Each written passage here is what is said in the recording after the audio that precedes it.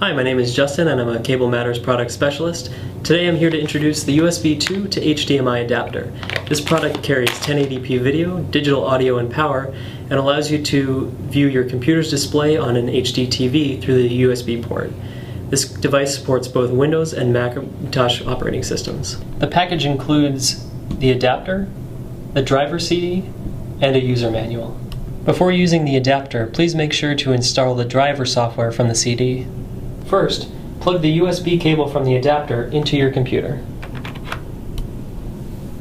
Next, plug the HDMI cable into the other end of the adapter. Lastly, plug the HDMI cable into the back of your TV. After connecting the device, go to System Preferences, Displays, and make sure you choose the right aspect ratio for your display.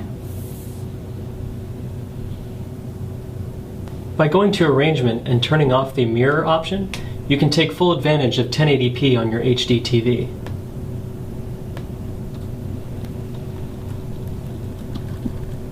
Cards can illuminate your future. I have a feeling you're in danger.